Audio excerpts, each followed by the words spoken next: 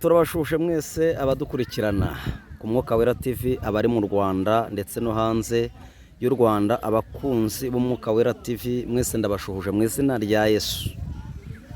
Ukimara kutubona rero wakanda subscribe, share, comment ndetse n'ibindi.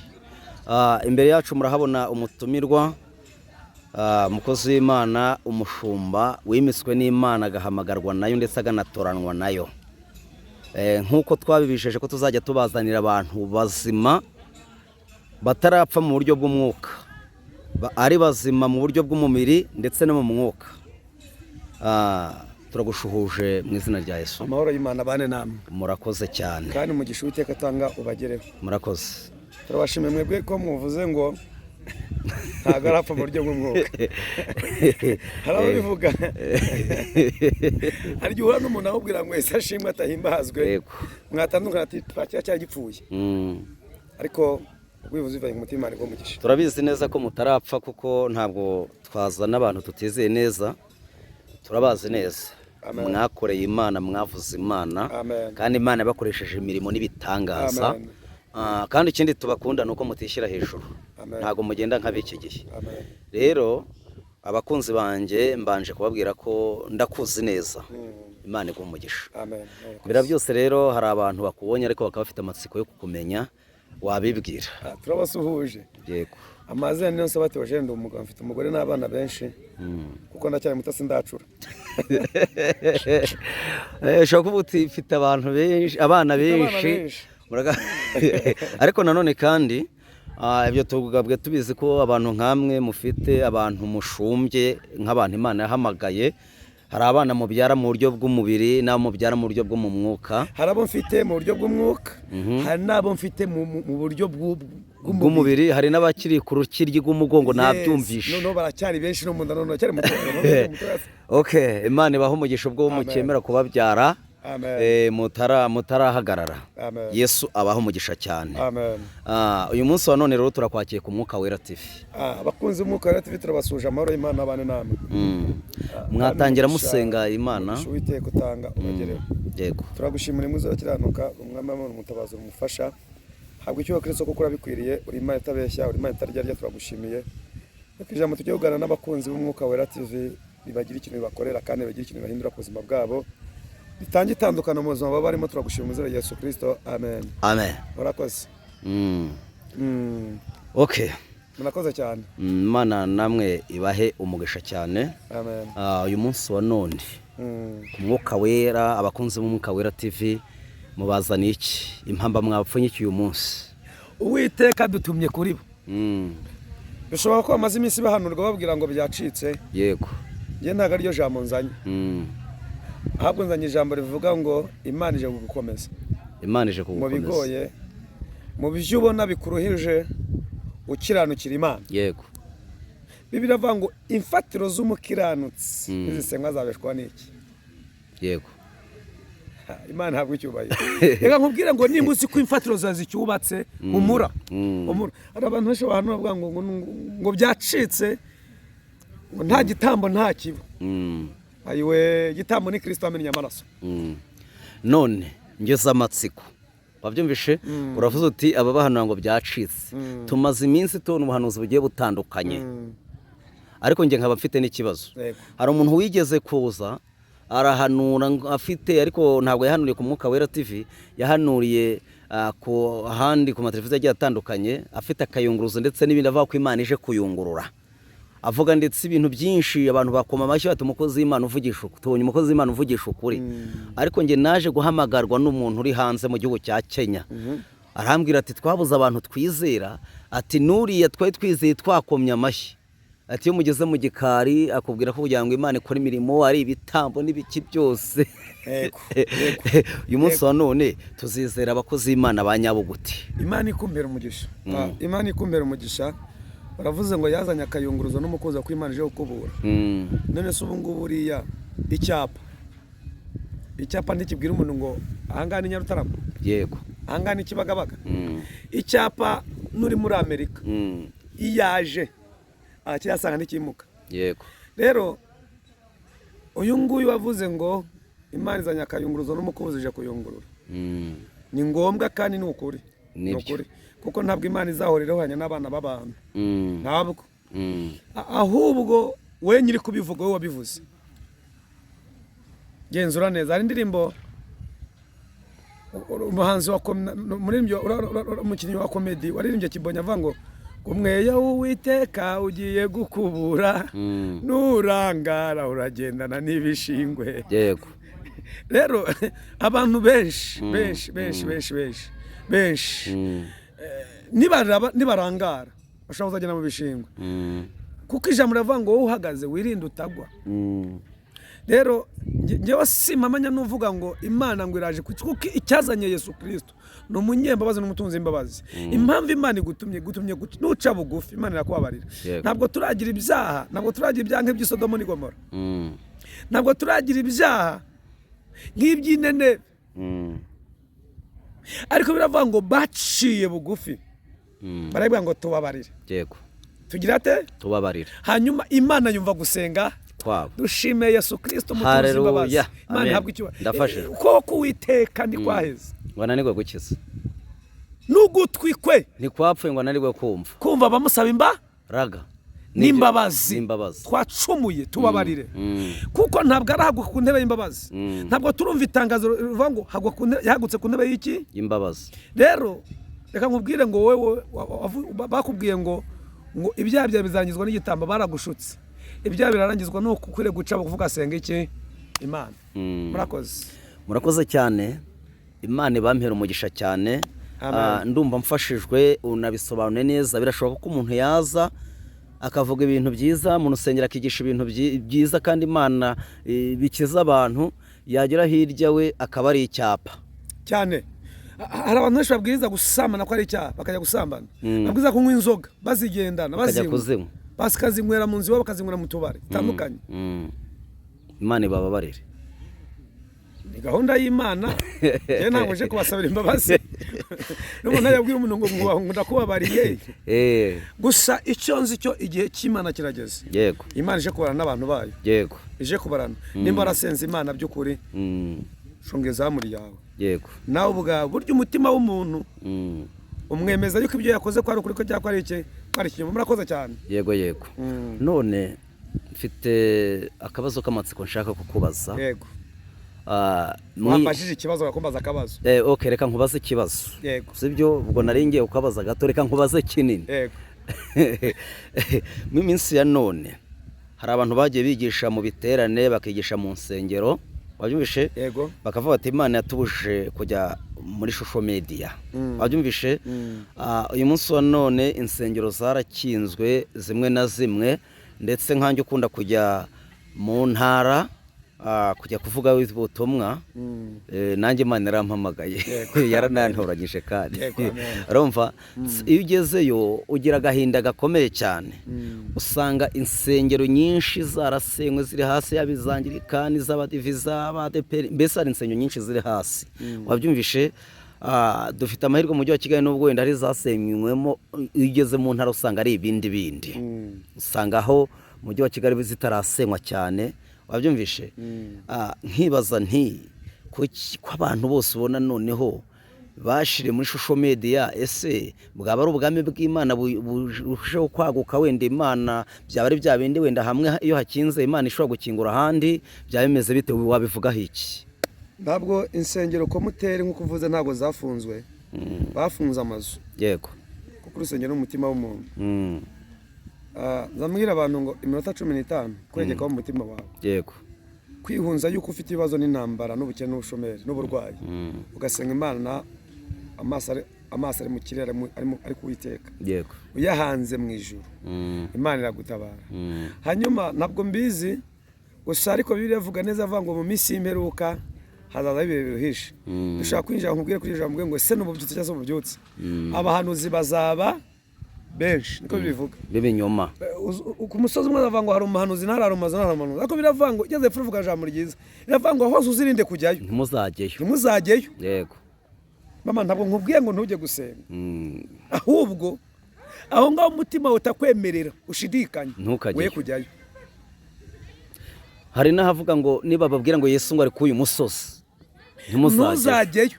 bishobora kuvuga ngo hari igihe ushobora kujya ahantu ukajya ngo Yesu arahari koko adahari nubwo ari nge muri ibyo avuga ngo banshimisha iminwa imitima ikamba kure mbega ubwoko bubi butagondwa ijosi barasirimba bakanabwiriza ni byiza. nkunda kubwira abantu ngo guhangana n'umuntu uzi kuvuga neza uri nyoza ari umunyakinyoma uri umunyakuri utazi kuvuga nuko umunyakuri ntabwo bamwumva wape ntabwo bamwumva bamutera amabuye. kandi nkwibutse ngo ikinyoma kinyura muri esanseri yego ukuri kwanyura kuri sekariye yego urumva ko ikinyoma cya esanseri cyagezeyo kare turabafite benshi bitaka neza babwiriza neza akaza akabwira abantu ati iraje bahana ibice kandi nabo bimwe yabwirije hari byinshi bimufata bimugonga ahubwo reka nkubwire ngo umutima wawe ngo natangiye mbivuga hari aho kugenera uzajya urakubwira ngo ukwiye kwinjira ku ntebe y'ukuri cyangwa intebe y'ikinyoma. Yego uko wakwihumuriza kose wambare kositimu wambare neza use neza ariko sitiri umutima warakubwira ngo ugeneye ahangaha ukwiriye kuba ahangaha. hanyuma rero reka nkubwire ngo ntabwo tubizi ntitwaca imanza kuko buri wese ahamagarwa ukwiwe kandi n'uwahamagarwa wenyine ahamagarwa wenyine. gusa nzi neza ko Imana ije gushyigikira ibintu bifite umumaro ibyo udafite umumaro irabikuraho. nsigaje ibibazo bibiri nshaka kukubaza ubundi ukinjira mu mpamba wazaniye abantu bakurikirana Umwuka Wera TV. ibibazo bibiri nshaka kukubaza kimwe kiragira giti iminsi none tumaze iminsi tubona wenda iyo abapfumu byagiye biyamamaza turabisimbutse kuko nari nzi ko nta wabakuraho none bamwe bari muri gereza bari mu nkiko ahubwo hari abo tumaze iminsi tubona bita ngo abarangi no kandi bakaza kuri social media bakagaragaza ibikorwa byabo kandi dukizwa batubwiraga ko abarangi bagira imyuka mibi ngo iri hejuru ngo inakomeye usibye ko wenda ko nge nava ko idakomeye itari hejuru y'Imana. naje kugira ikibazo gikomeye hari ahantu nagiye kuvuga ubutumwa mu majyaruguru ahantu bitazamugambazi masanga umuntu asenga mubwira ibintu bikomeye ariko nshiduka ku munota wa nyuma yumva ntabwo anyuzwe atangira kujya asenga ajya gusenga no mu barangi kandi no mu barokore akaba ari mu bantu b'imbere wabyumvishe pasiteri mbese cyamushumba mugira mu barokore ariko akaba hari ahandi bamushumbye mu barangi. ninge yabashe kubimenya arambwira ati ni ukuri ati Imana ati ntahidakora ati no mu barangi ati naho nyibonayo wabyumvishe. uyu munsi wa none abo bantu bajarajara gutyo Imana bakajya kuyishakira mu barangi ubundi bakayishakira mu barokore n'ahandi abo bantu wababwira iki se wabivuga iki ese birakwiye? reka mvuge ikintu kimwe gikuye mu bintu byose ngewe ubundi ngiye nkizwa cyangwa mpamagarwa n'Imana ntabwo ndi mutasi na mukuru cyane yego ariko ijambo abarangi nabasanze i Kigali hanyuma n'abarangi Imana izaninde no guhura nabo yego ariko biravuga ngo umishe byinshi azabazwa byinshi umishe bike azabazwa bike. mama wabitse bikeya byawumvishije ukizera Imana ikagutabara ukareka kujarajara.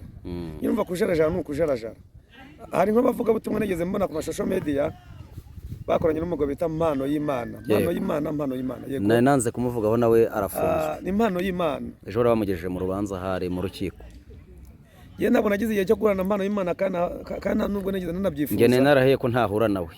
nagiye mbona abapasitoro benshi bagiye bicana akabaha amafaranga nyuma bakamukuraho inkuru ngo ni imyuka mibi n'ibindi.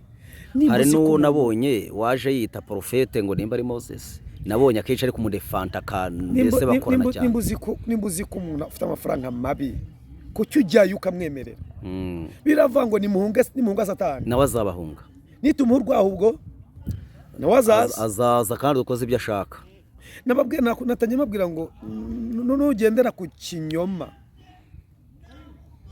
ukuri ni ikinyoma nujya kubiha ibiro ikinyoma ntikizaba kiremereye yego ahubwo ukuri kuzaba kuzate kuremereye abantu ariko 90% y'ubu ngubu bari kumukoraho inkuru kwafunze nabo bicanye akabaha iki amafaranga kandi ntacyo bari dufite kumufasha. abantu benshi hano iwacu cyane cyane mu Rwanda, katuvuge gukoresha mu Rwanda iwacu, mwicana akagutaka kuvuga neza byo nahereye mbere mvuga kuri bavuze ngo untangira ubuhamya, ngo ntibaba ari abafana, gashobora kuba ari abafana, sinzi ariko urwego, sinzi urwego.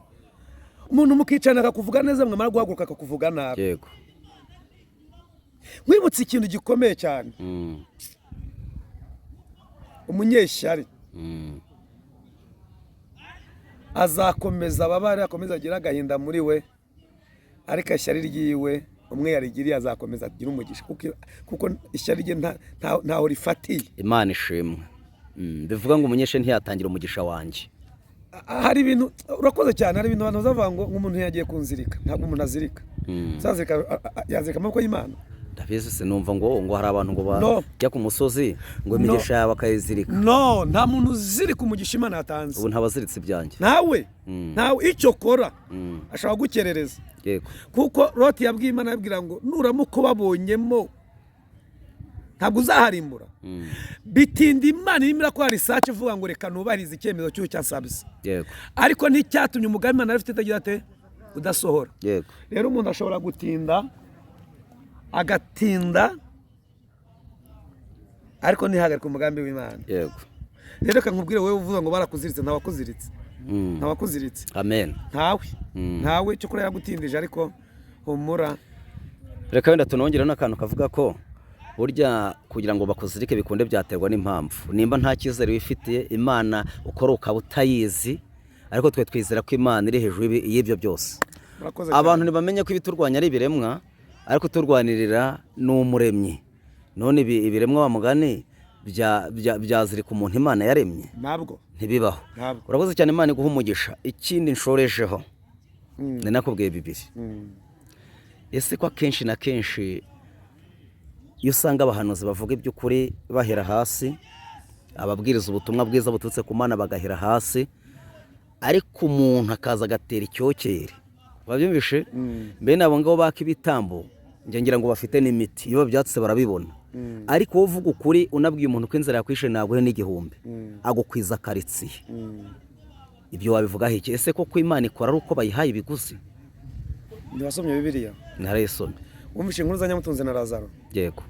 Lazaro ahora agasenga Imana avuga ngo Mana ureze Nyamutunzi byo kurya bimeneke hasi mitoragure, ariko sinzi kure ku binyangamugayo. Yego. Nyamutunzi amuza arya firingi avuga ngo ubuzima ni ubu ngubu.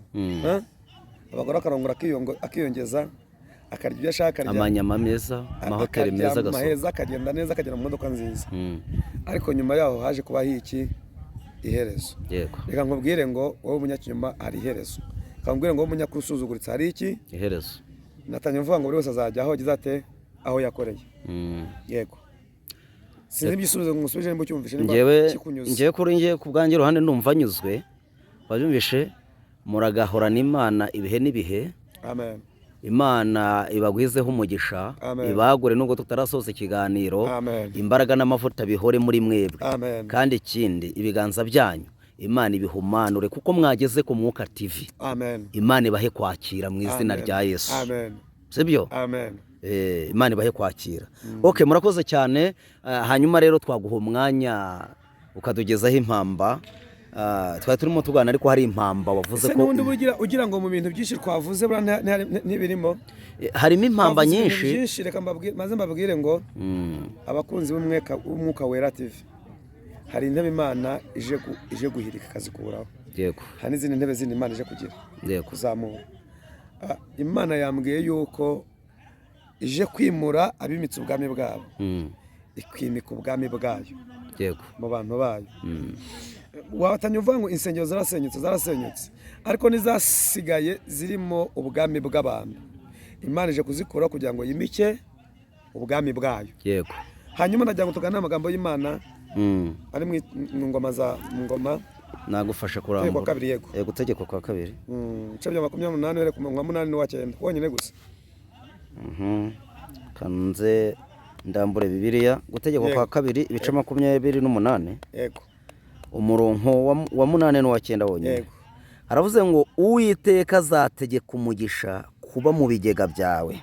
Cyo tujyana gake ko ntabwo nibuze kurisubiramo. Yego. Bibiliya iravuze ngo Uwiteka. Hari ubwo ari wonkere bivuzwe? Wapi? Habwo bivuze nyoko wanyu? Havuze nyoko senge? Habwo bivuze ngo wakwanze? Habwo bivuze ngo wagiye kuzirika? Habwo bivuze ngo wagiye kujyana mu bapfumu? Reka. Uwiteka azategeka umugisha wanjye wawe ube mu bigega byanjye. Uzaba mu bigega, uzaba mu kazi kawe, ube mu rugo rwawe, ube mu bana bawe, ube mu mifuka, ube muri business, ube mu bizango muri murasaba, ube mu modoka yawe ugendamo. Uwiteka azategeka umugisha ube mu bigega byanjye. Imana ishimwe. Amen. Aha. No mu bigerageza ngo mu bigega byawe, no mu byo ugerageza gukora byose. No mu byo ugerageza gukora byose. Byashoboka ko uyu musore nateguye business bitarakunda, ariko Uwiteka arategetse ngo azaha umugisha. Amen. Ibigega byawe no mu byo ugeragezamo gukoramo byose. Byashoboka kuvuza ngo ndashaka kujya gushakira ubuzima muri Kenya. Imana izajyana nawe. I Buganda izajyana nawe. I Burundi izajyana nawe. Hano mu Rwanda izabajyana nawe. Muri Afrika Imana izabana, i Burayi, muri Amerika Imana izabana nawe. Imana iravuze ngo izategeka umugisha mu bigega byawe no mu byo ugeragezamo byose. Hanyuma ntihongeye gucika intege uze ngo barakuroze, ahubwo Imana iravuze ngo uyu munsi urategetse. Haleluya, haleluya. Amen. Uyu munsi Imana irategetse avuga ngo igiye guha umugisha no mu byo ugeragezamo byose. Amen. Yego. Aha. Ijambo ry'Imana cyakomeje. Umuyaga waruhushe urupapuro rwawe rwizinzeho gatoya. Ihangane suri rwawe rwizinze. Yego. Itegeko kwa 2:28 murongo wa 8 wa 9. Yego. Noneho haravuze ngo kandi azaguhera umugisha mu gihugu Uwiteka Imana yawe guha. Umva amagambo meza mama, ubuhanuzi nzanye ku buzima bwawe. Amen. Kandi Uwiteka azaguhera umugisha mu gihugu cyawe. Ni mu gihugu cyawe. Reka dushimire Uwiteka. Haleluya. Kwaje kuguhereza umugisha no mu gihugu cyawe bikamenyekana. Amen. Uwiteka azaguhera umugisha mu byo abantu batarabazi kuzabona umugisha. Amen. Uwiteka aje kuguhera umugisha. Haleluya, haleluya. Komeza udusomere. Imana ishimwe kandi Imana yacu ihimbazwe. Murongo wa 9 ngo Uwiteka azagukomereza kumubera ubwoko bwera. Uwiteka komeye cyane kikuruhije kadufata umwanya kujya dusenya Imana. Mana turagushimiye, turaguhimbaje, urora kiranuka, urora Imana, uresha byose, urora umurengezi, ndakwinyiza urwanira abantu bagwa mu bwoko bwawe. Mana urebera abadafite shinge na rugero, urebe imfubyi, ukarabapfakazi, ukarabadafite shinge na rugero, barwanirire abafite imishinga, abashaka ibyangombwa, abakeneye kugira mu bindi bihugu bitandukanye, abakeneye kujya gushakira ubuzima ahantu hatandukanye, ubane nawe kandi bacira inzira mu mbaraga zawe Yesu Kristo. Amen. Murakoze cyane. Murakoze cyane kubwo impanuro nziza mutanze ku Mwuka Wera TV. Amen.